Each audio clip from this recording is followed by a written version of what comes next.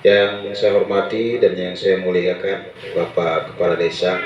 Jadi SMA Pak Kepala Desa ke hampir di orang lain. Ternyata ke ini kali tentang ini Pak Kades selama madam menjabat ya. Madam Kepodau nih nanti minta tolong ada Sandi ya, yang ikut sama saya.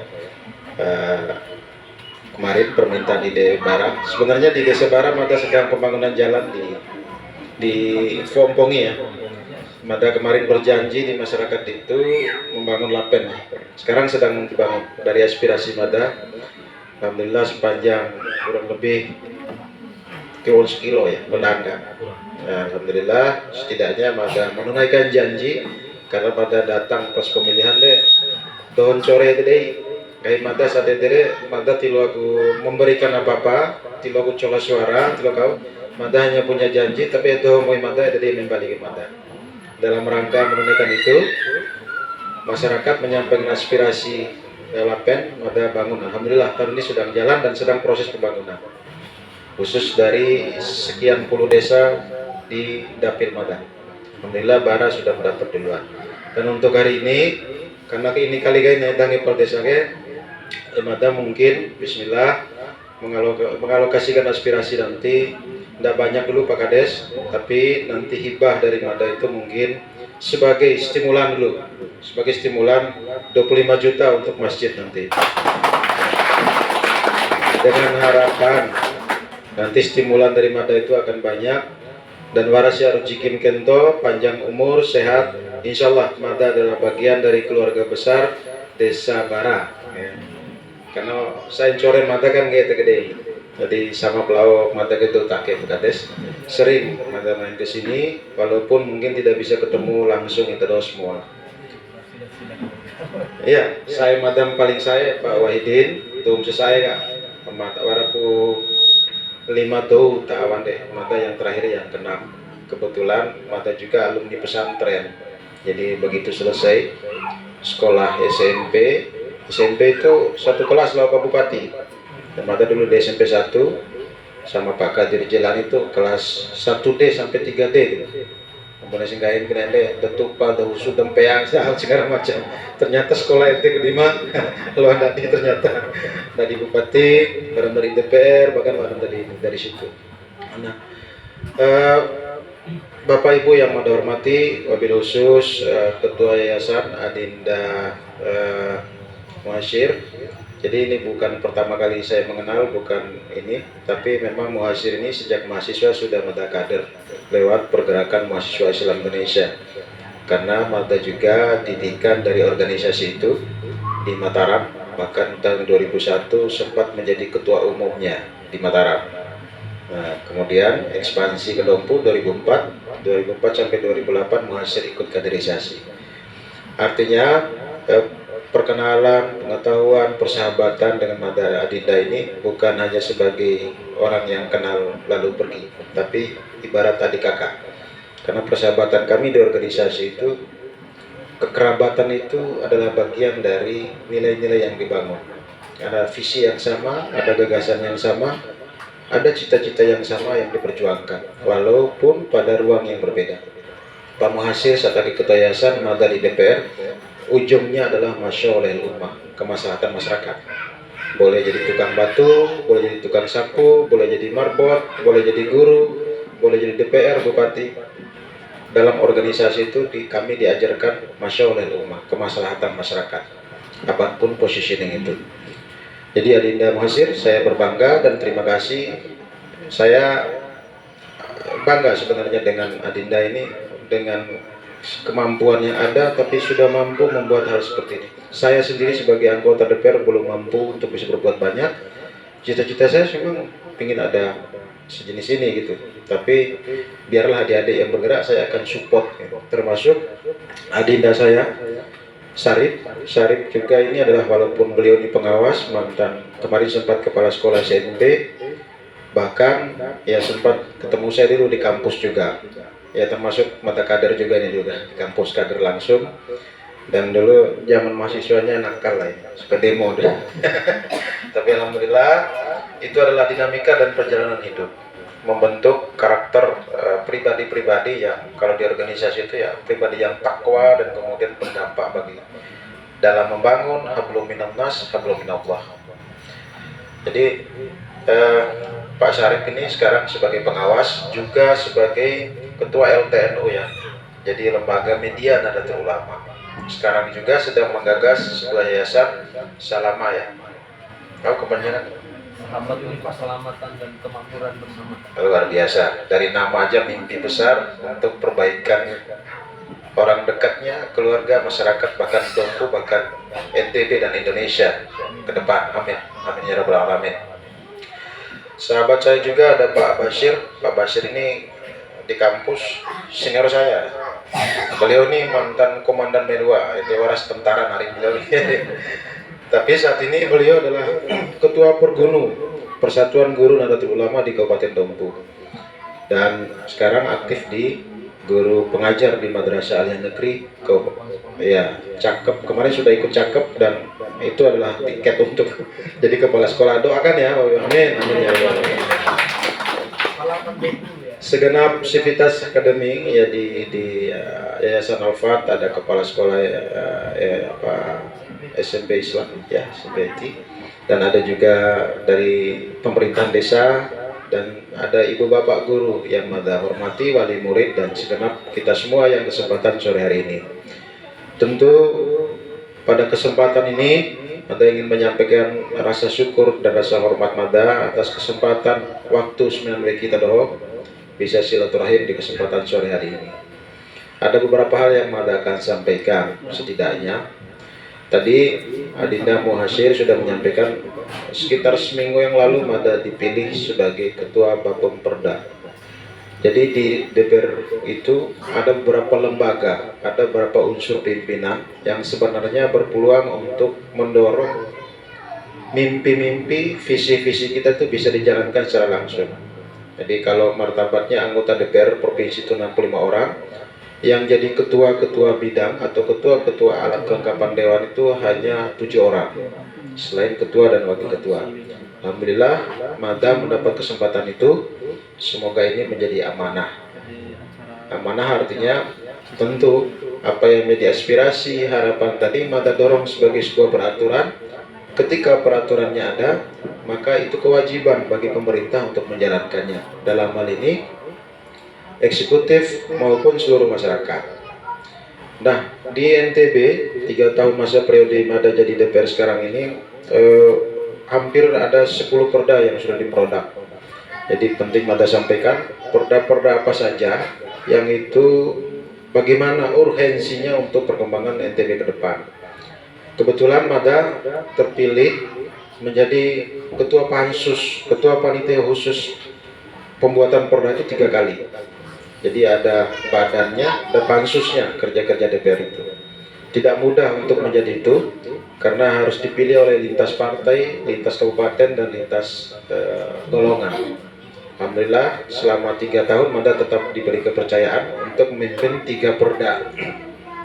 Yang pertama, Mada kemarin mendorong namanya Perda Pesantren, fasilitasi pesantren, pengembangan pesantren. Nanti Mada cerita poin-poinnya. Ada juga Mada sebagai ketua pansus pencegahan perkawinan anak. Ini penting untuk investasi generasi bangsa. Yang ketiga, Mada sekarang sedang jadi ketua pansus perlindungan produk lokal. Jadi perkembangan retail modern, Alfamart, Indomart, yang walaupun belum masuk ke Dompu dan akan masuk dengan model yang lain. Moreta kita tahu apa Manggelewa ya. Itu Alfamart tapi model lain. Artinya walaupun dilarang oleh pemerintah daerah, yang namanya pemodal besar, dia akan menggunakan berbagai cara. Nah, salah satu produk yang sedang Mada godok dan semoga nanti September itu bisa melahirkan peraturan perda perlindungan produk lokal. Punya sekitar jangan sampai main Alfamart, main Indomart, nah tego pengusaha-pengusaha lokal ya. Daun melanda Pontekalo, daun melanda kaca, daun melanda ke. Akhirnya kita terbiasa manja. Wah silu itu di Alfamart kasarawarau. Laut coin terjangkau. Jadi malas berbelanja di Kompel Pay segala macam, dan itu membunuh usaha masyarakat lokal. Dan itu bisa berdampak nambahnya pengangguran, lemahnya perputaran ekonomi, dan itu berdampak pada situasi sosial. Akibat setumpah pengangguran, ampun deresai belenga war banding cau sebuah dodo tadi cau rasa, cau susah itu tahu kan? Masyarakat semua yang susah. Hal-hal sepele kemudian berdampak besar. Nah ini yang sedang Mada gagas, yang sedang Mada perdalam terus. Kemarin Mada berkunjung ke Surabaya, ke Bali, bahkan ke Jogja untuk melihat 3 model pengembangan produk lokal tadi, termasuk di Bali. Kemarin Mada cek di beberapa daerah bagaimana kemudian potensi-potensi lokal itu jangan dibunuh tapi didorong oleh Alfamart sendiri di sana yang memanfaatkan. Misalkan kalau ada pedagang pisang goreng di samping Alfamart radius 200 meter, Alfamart berkewajiban itu membina dan menjual produk lokal itu dalam Alfamartnya. Akhirnya yang terjadi pisang goreng dari Jawa dijual ke sini, padahal warna pisang goreng lokal. Nah, di peraturan di Bali itu mewajibkan bagi Alfamart harus mengambil pisang goreng lokal itu dimasukkan di Alfamart. Kalau dia belum standar sehat, buat dia sehat.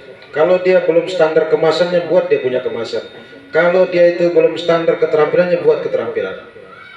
Ada namanya CSR, hasil keuntungan bisnis dari Alfamart itu harus diarahkan untuk penguatan UKM-UKM lokal tadi. Nah itu aturannya sudah jadi dan Mada bermimpi begitu di NTB. Ya bukan hanya Alfamart, retail modern, bahkan Boli pun kan masuk kategori retail modern. Banyak sekali market itu. Kalau hadir dalam sebuah daerah, jangan sampai prinsipnya membunuh pengusaha-pengusaha lokal.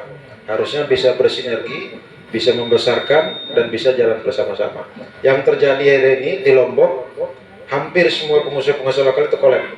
Tahu-tahu melanda rongko tekompena, nawa hormate mai aflama dogura, nawa ura langu palindo gitu.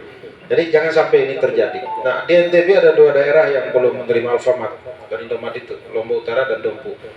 Tapi ada Mada di Dompu, Warwara di Pekat sebuah, Warwara Manggelewa sebuah. Mirip sekali, cuman tidak menggunakan Alfamart. Mada cek di dalam isinya,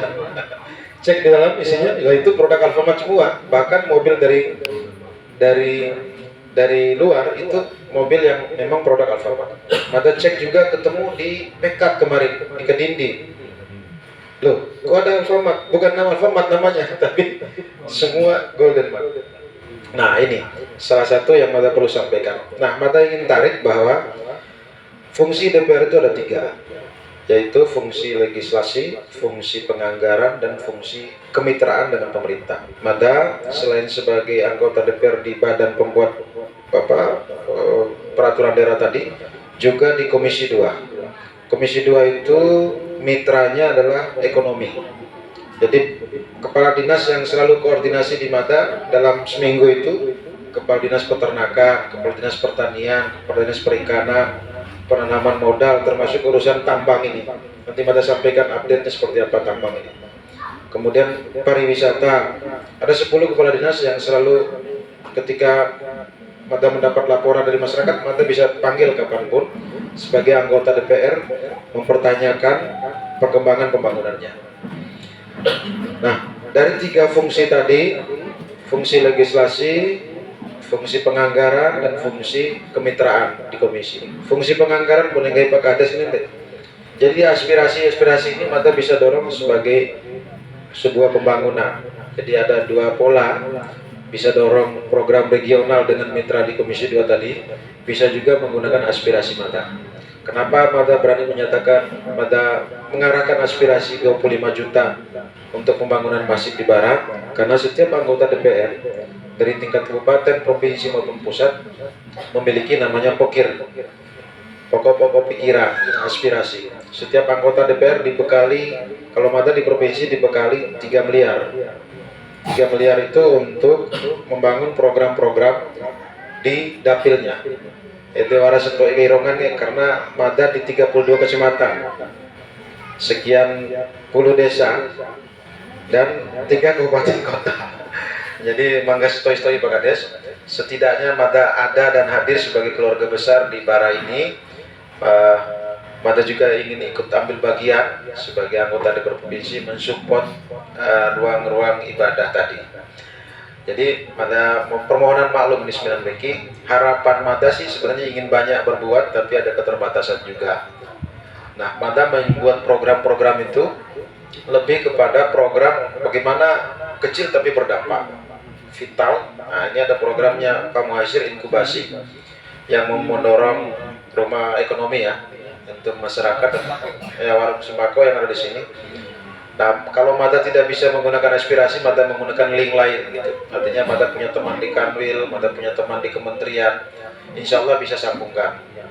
Ya, terakhir masih kita usahakan, semoga tidak ada halangan dan kita dorong inkubasi. Tadi depan Pak Muhasir Mada sudah telepon orang-orang Kanwil dan agar di priority Yayasan Pondok Pesantren Al-Fat ini untuk dapat inkubasi.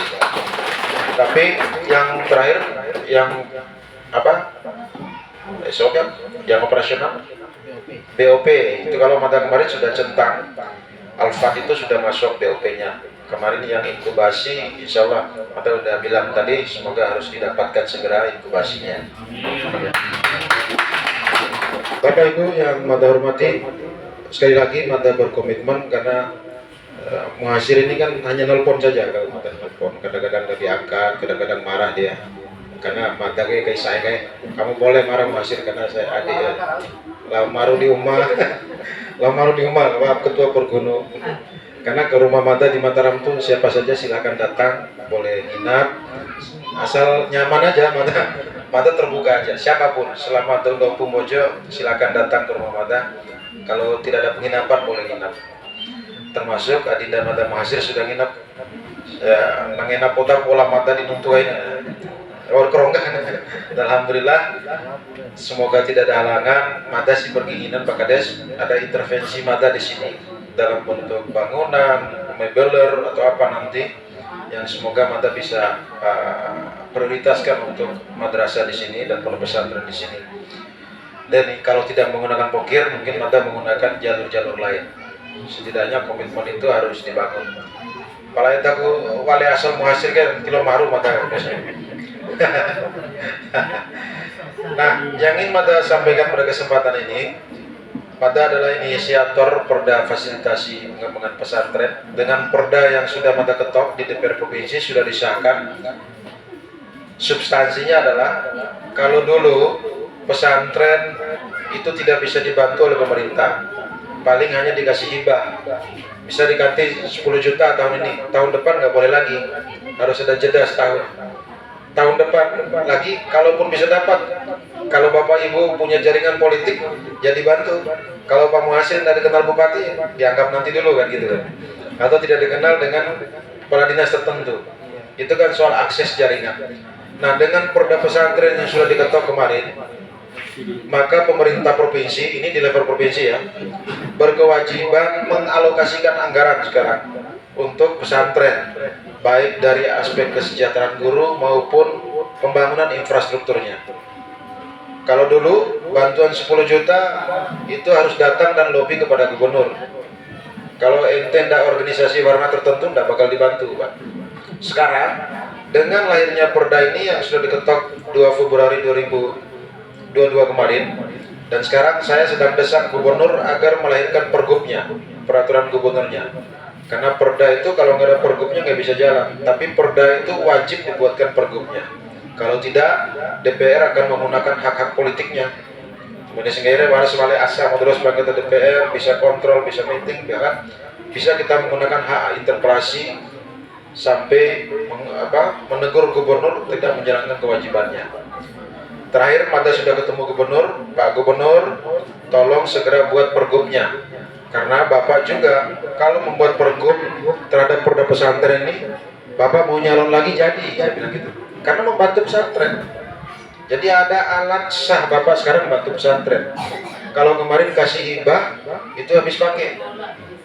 Dengan perda pesantren, maka itu bisa pemerintah membangun segala aspek untuk kebutuhan pesantren. Contoh, tidak hanya Kemenak yang berkewajiban membantu. Kalau Kemenak kan dana pusat. Dengan perda pesantren ini, pemerintah sudah bisa menggunakan APBD. Misalkan pesantren ini kebutuhan sanitasinya masih kurang, maka yang bergerak nanti adalah dinas kesehatan. Dia bisa mengalokasikan anggaran. Apa rujukannya? Ya perda pesantren tadi.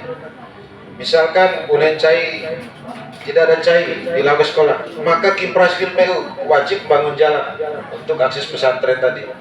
Maka perda ini sebenarnya secara menyeluruh ingin mendorong akses ke pesantren, infrastruktur, kualitas bisa dijamin oleh negara. Jadi kalau di feedback jauh sebelumnya, pesantren, madrasah itu dia hidup dengan keswadayaan, dia hidup dengan begini semangat. Kalau ada di pesantren dulu namanya Honda, honor dari Allah.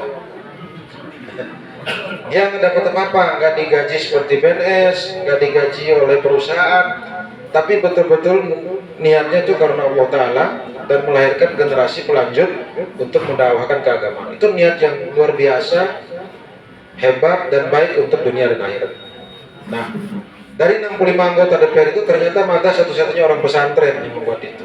Dan akhirnya disepakati 65 anggota diketok menjadi peraturan yang berlaku di Nusa Tenggara Barat dari ujung Ampenan sampai ujung Sape, dan semoga Pak Gubernur segera membuat pergubnya. Nah, insya Allah dalam waktu dekat Pak Gubernur Mata kemarin sempat WA lagi, sedang dirancang Pak Gurtui katanya. Mata minta juga Kemenak juga ikut menggodok gitu, biar sinkron dengan undang-undang pesantren.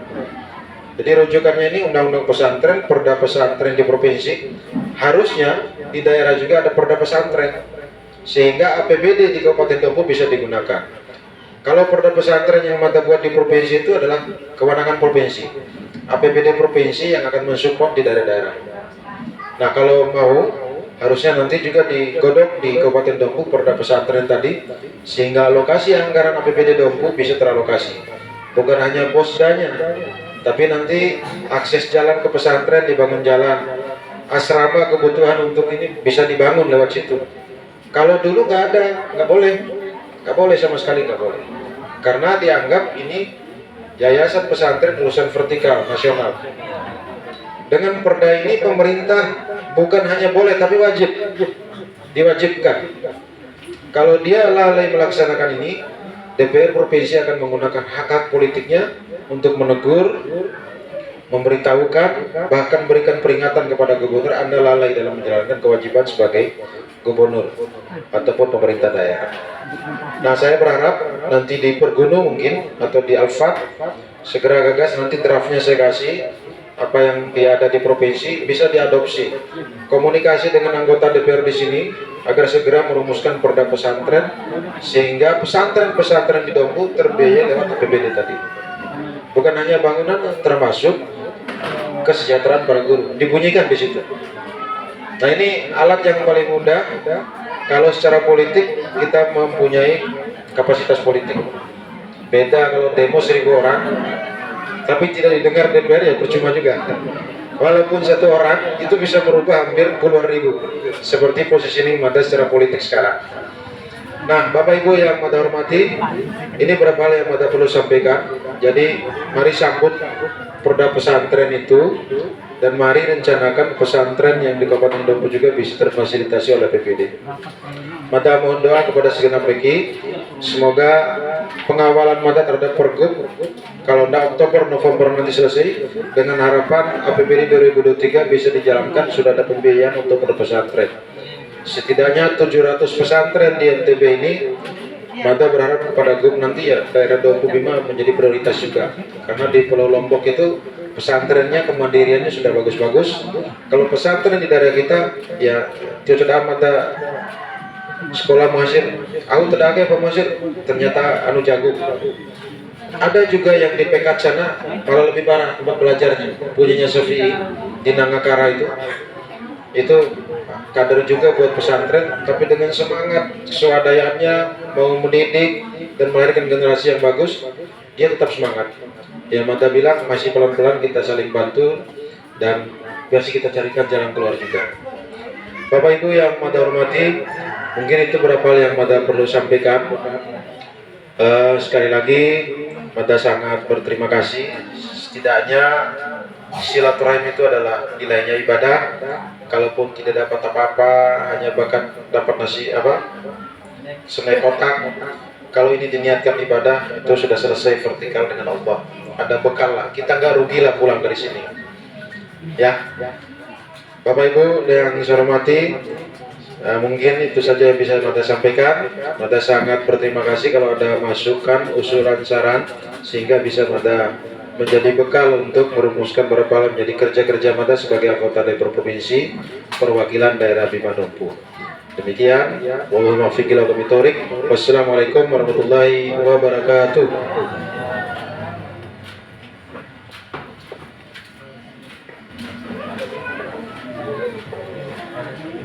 Ya, kepada yang terhormat Bapak Adiansa Sarjana Hukum Islam, kami haturkan terima kasih. Boleh kita berikan aplaus untuk anggota DPRD Provinsi yang hadir pada sore hari ini. Terima kasih. Baiklah Bapak Ibu yang kami hormati, sebelum kita beranjak ke acara usul saran, mungkin kita rehat dulu sejenak.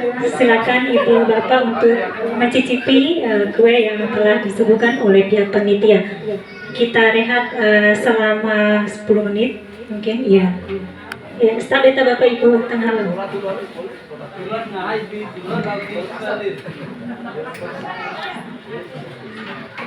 Untuk mewakilkan suara kita sebagai rakyatnya pada sore hari ini untuk bisa memberikan usul saran ataupun aspirasi-aspirasi kita kepada calon wakil kita di DPRD Provinsi Nusa Tenggara Barat. Estafeta mungkin? Iya. Boleh murid, mungkin ada yang ingin disampaikan. Kalau memang tidak ada, biar saya sendiri ya. Ya.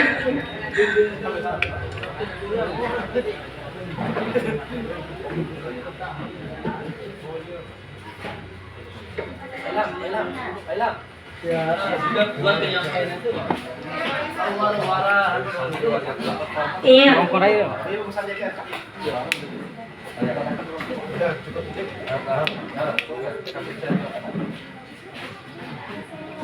Mungkin sedikit Mada menyampaikan usul ataupun saran pada kesempatan ini berhubung wakil rakyat, khususnya wakil rakyat kita yang hadir pada sore hari ini sudah hadir di tengah-tengah kita, itu artinya beliau itu sudah siap segala aspirasi yang kita suarakan pada siang hari ini.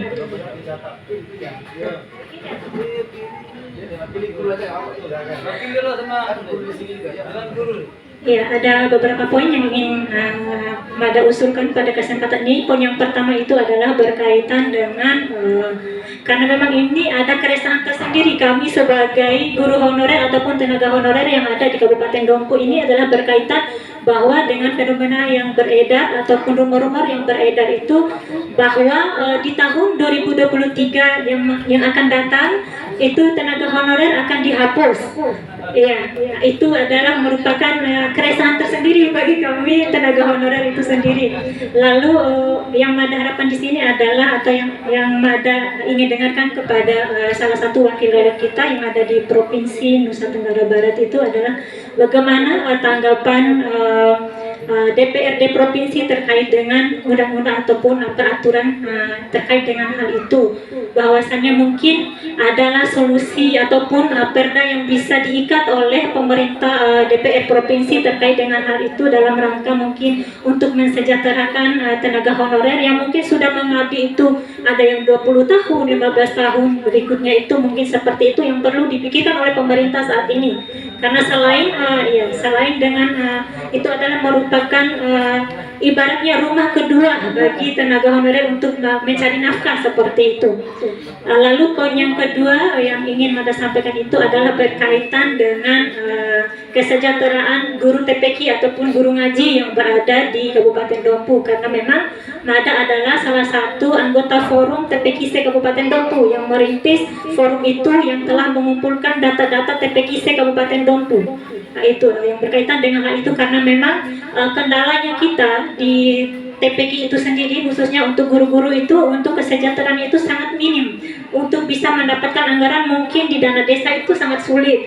Bahkan di pemerintah daerah mungkin di bidang kesra itu pun sangat sulit. Seperti yang Bapak katakan tadi, kalau kita tidak ada indikasi politiknya di dalam itu mengenai anggaran dana hibah itu sangat sulit kita menerobos di apalagi di kesra itu sendiri. Mungkin itu yang dapat Mada sampaikan pada kesempatan ini. Billahi fisabilillah, fastabiqul khairat. Wassalamualaikum warahmatullahi wabarakatuh.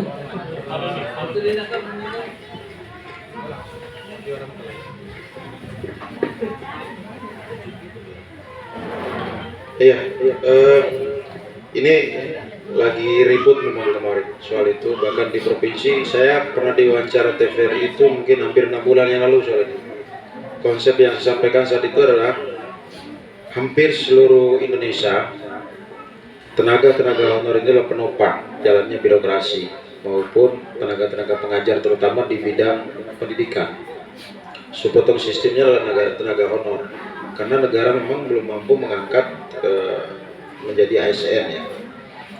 Nah kemarin pemerintah provinsi juga kita dorong agar menolak dulu selama ini kan konsepnya belum jelas nih, mau diapakan oleh nasional dari sekian ribu yang tercatat guru aja di NTB itu ada sekitar 6.000 itu yang tercatat honor resmi ya, itu kan belum honor yang apa gitu, angkatan apa lagi banyak kategorinya itu kalau dihitung-hitung mungkin sampai di angka puluhan ribu, 35.000 kasarnya. Kemarin kami menemukan angka itu dari 5 juta penduduk NTB dan jumlah guru yang ada 35.000 itu tenaga honorer yang se-NTB yang terdata resmi itu baru 6.000. Nah ketika dikonfirmasi di Kementerian ASN itu memang disebutkan di Undang-Undang ASN itu kategori ASN itu ada 2, satu PNS, yang kedua P3K. Di luar itu tidak diakui. Nah, pengangguran dan ilegal, kira-kira begitu kan? Kalau tidak diakui oleh undang-undang maka ilegal, tidak diakui dan tidak ada penganggarannya. Nomenklatur anggaran tidak berhasil lagi biayai. Nah, ini efektif akan berlaku Januari 2023 ya. Januari 2023. Nah kemarin hampir seluruh pemerintah secara nasional sudah bersurat di Kemendagri agar meminta pengunduran perlakuan ini sebelum ada konsep yang jelas penanganan terhadap ASN honor-honor ini yang ada di seluruh Indonesia.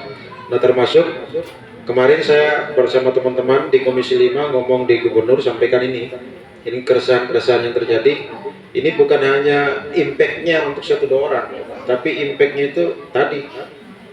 Kalau tidak ada maka berdampak pada kekurangan guru, akan tercipta banyak tidak ada aktivitas, pengangguran, akan tercipta juga kerawanan sosial dan ekonomi. Impact-nya banyak. Kalau hanya 10-20 orang nggak masalah, ini ribuan. Nah sementara pemerintah sendiri kemarin sudah memberikan insentif juga kemarin dari pemerintah provinsi di SMA SMK itu ada insentif yang kita dialokasikan di APBD. Setelah saya kemarin terima Persatuan Guru Honorer Swasta. Nah akhirnya oleh pemerintah ada sekitar 3.000 kita alokasikan kemarin di APBD selama ada sampai setahun lah, 6 bulan. Insentif itu setidaknya mencukupi untuk menambah pendapatan kesejahteraan para guru saat itu. Sampai sejauh itu pemerintah melakukan, tapi tiba-tiba ada undang-undang yang mengatakan tidak ada honorer. Nah, Bu Guru, itu terakhir pemerintah sudah bersurat agar meminta ini tidak diberlakukan dulu sambil ada konsep apa. Ini kan tidak ada konsep dari pusat. Mau diapakan ini yang honorer? Mau dilanjutkan juga tidak bisa. Mau diangkat P3K juga slotnya nggak banyak, ya kan? Mau dijadikan ASN juga di bidang lain tidak bisa, tidak ada regulasinya. Nah sejauh ini masih deadlock. Yang jelas Januari 2023 itu masih belum bisa diberlakukan. Tapi saya belum bisa menjamin itu karena belum ada keputusan resmi. Yang ada surat pemerintah daerah sudah bersurat semua ke sana, ke Kemendagri agar ditunda perlakuan undang-undang ASN itu. Itu Bu ya. Semoga doa-doa saja kita masih cari formulanya seperti apa, dan kita masih hampir semua pemerintah daerah di Indonesia masih mencari pola untuk penanganan ini. Terus soal insentif guru ngaji TPQ, saya dulu bermimpi ya waktu saya di Lensa itu, saya berkali-kali dulu sebelum saya jadi DPR, saya aktif di Lensa NTB namanya. Itu kerjanya advokasi anggaran. Waktu zaman, kalau tidak salah Iwan Kurniawan ketua DPR-nya itu, saya sering koordinasi. Bupatinya dulu Upu Beko ya, Upu Beko saat itu. Nah, ini tergantung warna politik dan kecenderungan pemimpin juga. Kalau pemimpinnya memperhatikan, bisa saja insentif ini dialokasikan sebenarnya. Nah kemarin zamannya Abu Beko, zamannya The Iwan itu, zamannya Syafir Rahman tepatnya itu mengalokasikan insentif untuk TPQ, guru TPQ dan guru ngaji. Bahkan marbot itu dikasih insentif, walaupun itu per 2 bulan, per 3 bulan sekali. Nah sekarang tidak ada sama sekali. Nah sebenarnya tugas Kesra itu, bidang Kesra. Sayang tidak ada anggota DPR. Nah nanti tugas saya mungkin saya akan sampaikan ke fraksi saya di sini lah. Saya akan sampaikan, akan dibunyikan di pembahasan APBD. Setidaknya insentif guru ngaji, TPQ dan marbot ini harus menjadi atensi juga di APBD. Itu kan berupa hibah dan segala macam, nanti walaupun tidak ada nomenklaturnya, tapi bisa aja dalam mungkin setahun akumulasinya mungkin 3 juta atau 4 juta bisa diterima per tengah tahun. Setidaknya ada penghargaan bagi para penjaga keberlangsungan kehidupan keagamaan anak-anak generasi bangsa ke depan. Kalau di provinsi memang juga tidak ada nomenklatur ini, karena dianggap ini urusan daerah. Kalau provinsi mengalokasikan, nanti bisa terabaikan yang lainnya. Nah cuman ya sekali lagi, otonomi daerah dan banyak ini kadang-kadang nggak nyambung provinsi dan kabupaten kalau tidak satu arah. Nah, saya kira itu perlu dibunyikan. Ini juga tugas Pergunu ini Pak Basir. Pergunu aja advokasi ini untuk guru TPQ, untuk guru madrasah, pesantren, ini insentifnya bisa ditambah di APBD. Kalau dibutuhkan regulasinya bisa nyantol di undang-undang pesantren tadi. Kalau dibutuhkan regulasinya bisa menggunakan peraturan bupati. Kalau tidak bisa di DPR, audiensi ke bupati, bupati melahirkan perbuk. Cuman apa? Kalau perbuk itu kan selama bupati berlaku. Kalau bupatinya udah ganti, hilang perbuk itu. Kecuali dibuat perda. Kalau perda itu selama belum dicabut, dia akan berlaku sepanjang itu. Itu bedanya perbuk dengan perda. Makanya perda di level DPR, perbuk di level bupati. Nah, sebaiknya bisa dipertimbangkan oleh guru-guru semua, bisa dari Alfat atau Pergunu, mendorong peraturan itu. Nanti saya juga bertugas secara politik mengkomunikasikan ke bupati. Saya juga bertugas secara politik mengkomunikasikan kepada alat-alat politik saya di DPR Kabupaten Dompu, fraksi lah. Cuman gagasannya harus dari Pergunu atau dari Alfat sendiri. Saya kira itu ya, 2 hal. Mungkin tidak ada lagi karena saya udah janji di Mbawi jam 4 saya harus bertemu dan menggunakan waktu ini karena besok saya juga di Kampasi Meci, baru di Wabonduru sampai mau takbiran. Tanggal 11 saya harus berangkat ke Mataram, tanggal 12 harus memimpin rapat ketua Pemborda lagi di provinsi dengan harapan pertemuan-pertemuan menjadi aspirasi dan mata formula sebagai peraturan.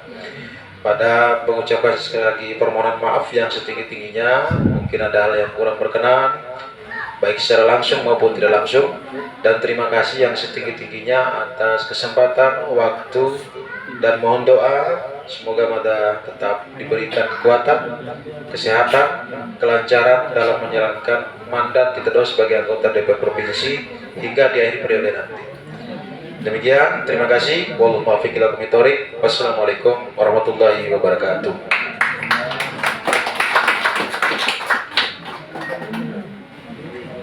Baik, sekali lagi kami aturkan terima kasih kepada Bapak Hadiansyah, Sarjana Hukum Islam. Baiklah Bapak Ibu hadirin yang kami hormati, agar lebih hikmahnya acara yang kita selenggarakan pada siang menjelang sore hari ini, marilah kita sama-sama mengikuti doa bersama yang akan dipimpin yang terhormat Bapak Muhammad Guntur, Sarjana Pendidikan Islam selaku Kepala Sekolah SMP Islam Alfat Bara. Disilakan.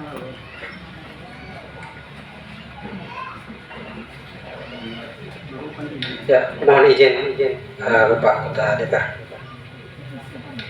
Bismillahirrahmanirrahim. Assalamualaikum warahmatullahi wabarakatuh. Bapak Ibu yang saya hormati, ya, dengan berbagai macam paparan tadi tentunya semenandai hingga pada sore hari ini akan menginginkan terwujudnya perda-perda yang disampaikan itu dan akan berimbas kepada kesejahteraan kita semua. Maka dari itu, Mada mengajak semenandai, mari kita berdoa kepada Allah Subhanahu wa taala. Mudah-mudahan diberikan kemudahan, diberikan kesehatan kepada Bapak Ardiansyah juga yang membuat perda menyusun berbagai program. Namun sebelumnya mari kita sama-sama membaca Alkitab. Al-Fatihah. A'udzubillahi minasyaitonirrajim. Bismillahirrahmanirrahim. Alhamdulillahirabbil alamin. Ar-Rahmanir-Rahim. Maliki yaumiddin. Iyyaka na'budu wa iyyaka nasta'in. Ihdinas siratal mustaqim. Siratal ladzina an'amta 'alaihim ghairil maghdubi 'alaihim waladdallin. Amin. Alhamdulillahirabbil alamin. Hamdan syakirin, hamdan na'imin, hamdan yuwafi ni'amahu wa yukafi majidah. Ya Rabbana lakal hamdu kama yanbaghi li jalali wajhikal karim wa sultanik. Allahumma inna nas'aluka salamatan fid din wa rifqan fil jasad wa ziyadatan fil 'ilmi wa barakatan fil rizqi wa tawbatan qabla al-maut, rahmatan inda al-maut wa maghfiratan ba'da al-maut. Allahumma hamilna ala sakaratil maut wa najatan minan nar wa rafa'na al-hisab. Rabbana la tuzigh qulubana ba'da idh hadaytana wa hab lana min ladunka rahmatan innaka antal wahhab. Allahumma ighfir lana wa li walidina warhamhuma kama rabbayana shaghira. Rabbana la tu'akhidhna in nasina aw akhtana. Rabbana wa la tahmil 'alaina isran kama hamaltahu 'alal ladzina min qablina. Rabbana wa la tuhammilna ma la taqata lana bih. Wa'fu 'anna waghfir lana warhamna anta maulana fansurna 'alal qaumil kafirin. Rabbana ma khalaqta hadza batila subhanaka faqina 'adzaban nar. Rabbana innaka man tudkhilin nar faqad akhadaytahu ma lidh-dhalimin min ansar. Rabbana innana sami'na munadiyan yunadi lil iman an aminu bi rabbikum fa amana. Rabbana faghfir lana dhunubana waghfir 'anna sayyi'atina wa tawaffana ma'al abrar. Rabbana wa atina ma wa'adtana 'ala rusulika wa la tukhzina yawmal qiyamah innaka la tukhliful mi'ad. Rabbana taqabbal minna innaka antas sami'ul 'alim wa tub 'alaina innaka antat tawwabur rahim. La ilaha illa anta subhanaka inna kunna minadh dhalimin. Ya hayyu ya qayyum bi rahmatika astaghits aslih li sya'ni kullahu wa la takilni ila nafsi tarfata 'ain. Subhanallahi wa bihamdihi adada khalqi wa ridha nafsi wa zinata arsyi wa midada kalimatihi. Rabbana zalamna anfusana wa illam taghfir lana wa tarhamna lanakunanna minal khasirin. Rabbana atina fid dunya hasanah wa fil akhirati hasanatan wa qina adzaban nar. Wa sallallahu ala sayyidina Muhammadin wa ala alihi wa barik wa sallam.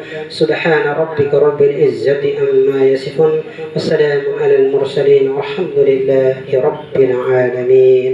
Allahumma shalli ala Muhammad. Allahumma shalli ala sayyidina Muhammad. Allahumma shalli wa sallim wa barik alaihi. Assalamualaikum warahmatullahi wabarakatuh.